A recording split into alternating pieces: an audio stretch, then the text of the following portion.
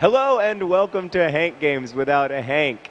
We are playing today in the FA Cup, which is a cup competition in which teams from different leagues can play one another as they move forward. Swindon Town Swoodily Poopers have made their way through the FA Cup, and now we are playing a Premier League club, Wigan Athletic. This is nervous, exciting times for Swindon Town. There are literally millions of dollars on the line here. This is the biggest crowd we have ever played in front of, and I, for one, am nervous.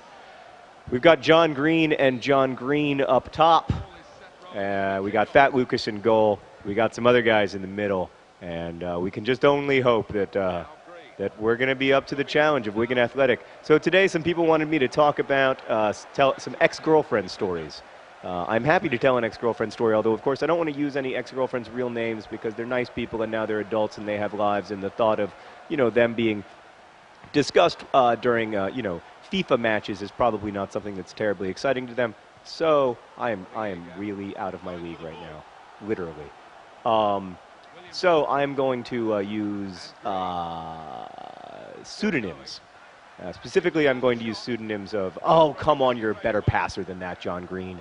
I'm going to use pseudonyms of, I'm just going to name all of my ex-girlfriends after members of 1980s heavy metal bands.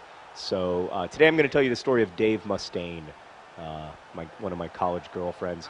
Dave Mustaine, nice girl, dance major, very opinionated, very attractive, nice person, who I made the mistake of going to Alaska with. Here's a lesson from history, my friends. People who go to Alaska are either running to something or they are running from something.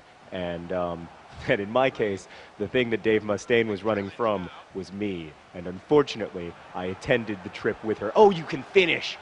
Oh, it's frustrating. It's very, when you're playing a team like Wigan Athletic, they're just a lot faster than we are. It's just, they have pure speed that we don't have. But we have mustaches that they don't have. So everybody's got something. Oh, I passed too late. I'm sorry, people who are good at FIFA and are watching this. So basically, here's the story of Dave Mustaine and myself. I liked Dave Mustaine. I wanted to woo her, and to do that, one day we were at dinner together, and we were just friends, and we were in the cafeteria at dinner. And she said that she'd never been to Graceland, and I said that I'd never been to Graceland. And then I said, "Do you want to go?" And she said, "What do you mean, do I want to go?" And I said, "Do you want to go to Graceland?" And she said, "Well, sure, eventually." And I said, "Why don't we go right now?" And so 10 minutes later, we were in my car, and we drove all night to Graceland, and we got there, and we had to we slept in the car for a couple hours, and then we toured Graceland at 7 o'clock in the morning, totally sleep deprived. And then on the way home, she was like, "Okay, oh God, panic. Fat Lucas, I need you now more than ever." Thank you, Fat Lucas. And then so then we were dating. In college you don't go on proper dates or anything, but I needed to hit Y. We were functionally dating. About 2 weeks after we went to Graceland, I asked Dave Mustaine if she wanted to go to Alaska with me for the summer. I had this idea in my head that I was going to go to Alaska, and it was going to be awesome, and it was going to be life-changing, because my dad, many of you don't know this, but my dad is like an outdoors guy. I know that he ended up with like two pale sons who spend their lives on the internet, but he is something of an outdoorsman, and he worked on a salmon boat in Alaska, and I always thought this was pretty badass. And so I had it in my head. I knew I couldn't work on a salmon boat, but I had it in my head that I was going to go to Alaska, and I was going to discover my manness or something. What actually happened is that you got the...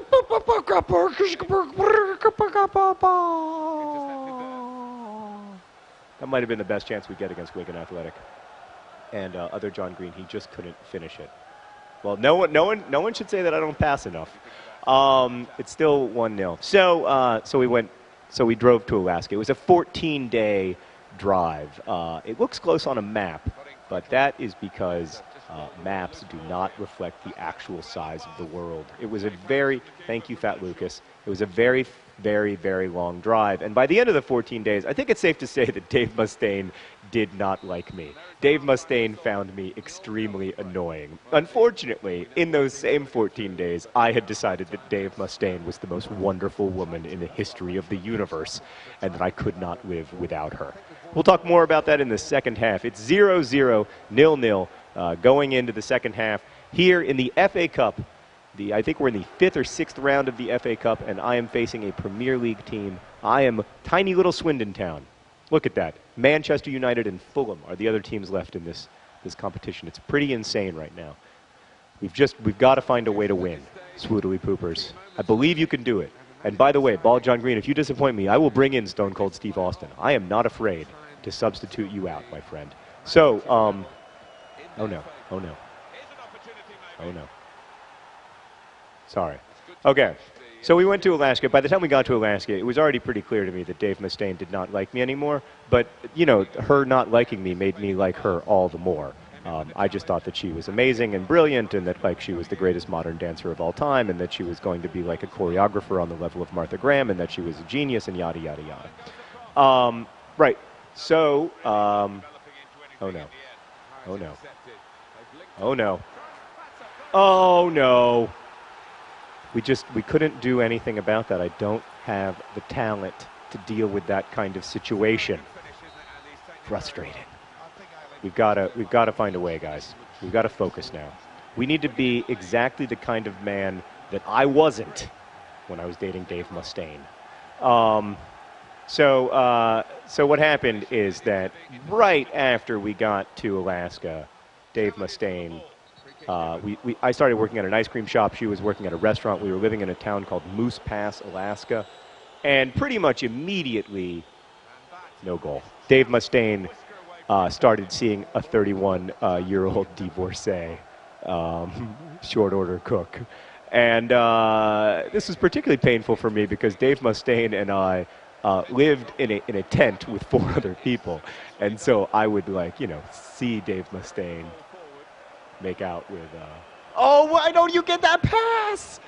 Oh, make out with this 31-year-old divorced short order cook.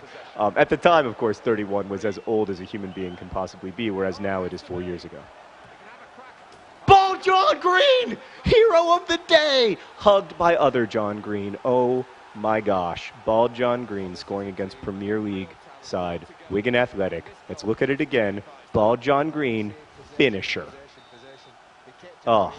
So anyway, here's the point of the story. I became extremely severely depressed in Alaska.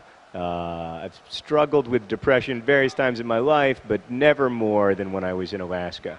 It was a physically beautiful place that was just not well suited to my talents. Ball John Green has a breakaway. Ball John Green can't finish. Oh, that's devastating. Oh, all of Swindon is heartbroken.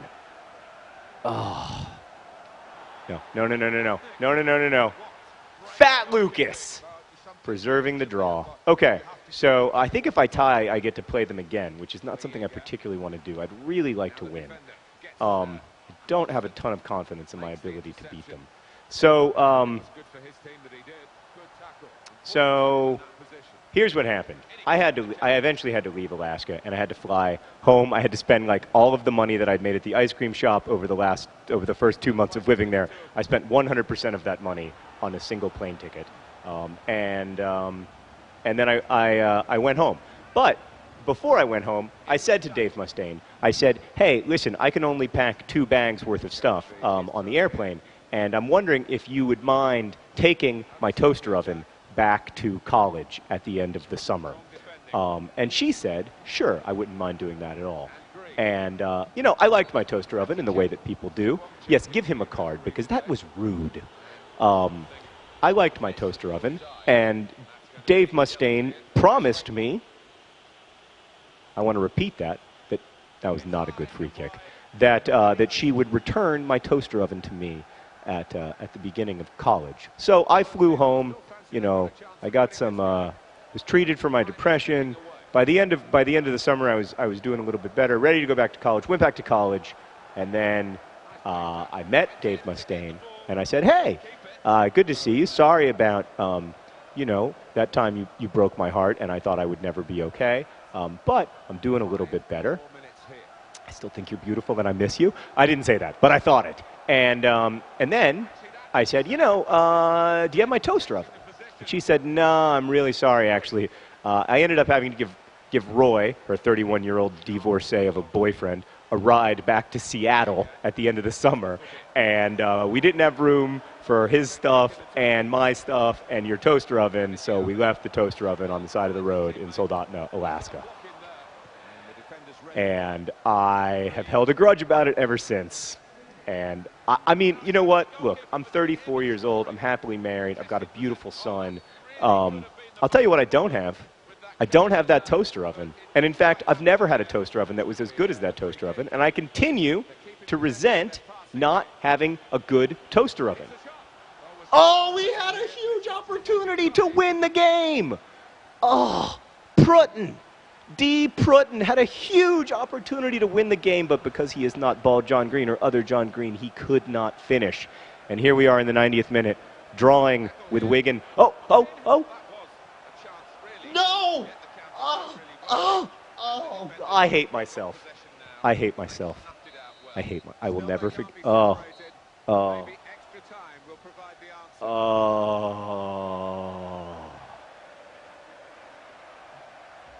I don't even know what to say. I panicked. I'm sorry I let you down, swoodily poopers, but we will get to face Wigan Athletic again. I will not see you and you will not see me. I can't even finish the outro. The devastation. Best wishes.